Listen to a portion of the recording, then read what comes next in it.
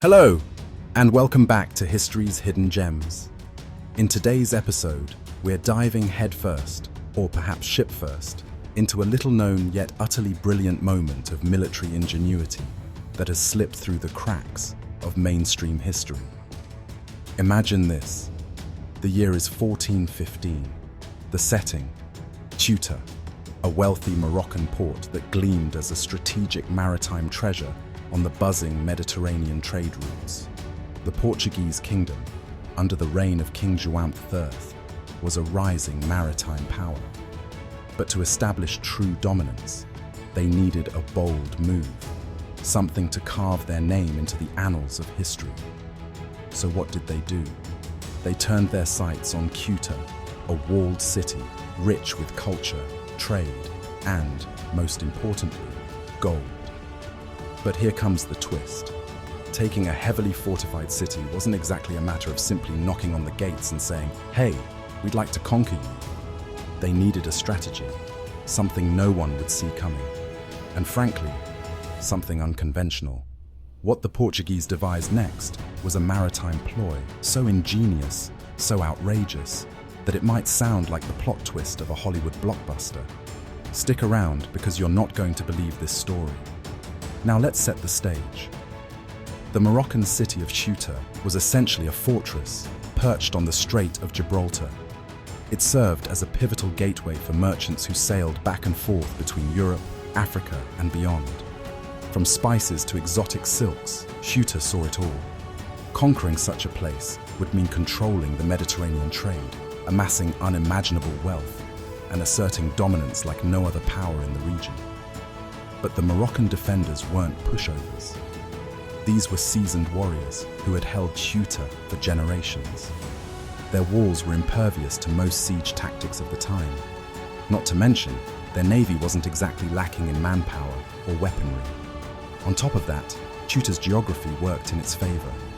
The city's walls extended right down to the sea, creating a natural defense that left attackers scratching their heads.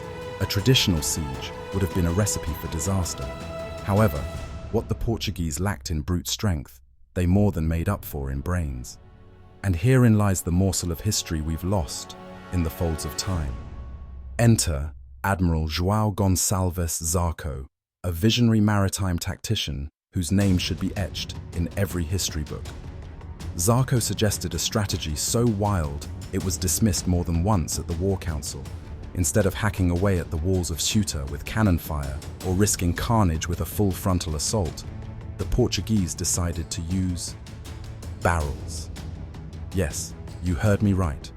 Barrels. Not of gunpowder or oil for fire ships, but barrels filled with, wait for it, sand and decaying organic materials. The plan worked like this. Under cover of darkness, Portuguese ships approached Ceuta, towing these barrels tied together by ropes. The defenders couldn't figure out what was going on. They thought it was debris or even floating mines. To throw them further off the trail, Zarco ordered his ships to slowly scatter smaller decoy barrels, which made it look like an accidental event. Unbeknownst to the Moroccans, these barrels were deliberately placed in key currents around Ceuta's harbor. As they spilled their contents, the decaying organic material began to accumulate, clogging the water near the key access points of the harbor. The sand acted as a natural barrier, beginning to silt over parts of the underwater entryways. This wasn't just a prank. It slowed down Moroccan vessels sailing in and out of the harbor. Over the following days, silt built up so significantly that trading and communication between Ceuta and its allies became severely delayed. Their fleet became more trapped within their own defensive walls. Meanwhile, Portuguese ships stationed themselves just outside the bottleneck created by the barrels, cutting off most maritime access entirely. But wait, it gets better. The barrage of barrels had yet another effect. The decaying organic material in the barrels began to alter the water, creating what modern historians speculate was an unbearable stench. According to accounts from the time, the waters around Ceuta started to reek, discouraging both sailors and defenders from venturing close to their own waterfront. Talk about psychological warfare. Now, this wasn't an overnight success. Several weeks passed as the defenders struggled to work around the Portuguese blockade. They tried dismantling the barrel-borne barriers, but every time they managed to clear one area, the Portuguese deployed reinforcements. All the while, Portuguese forces launched well-timed, smaller-scale land attacks to keep Ceuta's defenders distracted. It was a war of attrition, psychology, and resourcefulness, a brilliant combination of small steps that led to larger consequences. Finally, after months of being starved of trade, reinforcements, and morale, Ceuta surrendered to Portuguese forces. The barrels, humble as they were, had made history. So, why isn't this ingenious siege taught in classrooms or mentioned alongside great battles like Agincourt or Maritime? Part of the reason is that the siege of Ceuta didn't involve large-scale heroics, bloodshed, or dramatic speeches. It was more akin to a chess match than a showdown. Another factor is that Portugal's focus soon shifted following the conquest of Ceuta. Within decades, their explorers began venturing further afield, toward the coasts of Africa, India, and eventually the New World. History gave them credit for their age of exploration, but their earlier experiments with maritime strategy faded into obscurity. And let's not forget politics. Ceuta's capture, while monumental in military terms, didn't stay Portuguese indefinitely.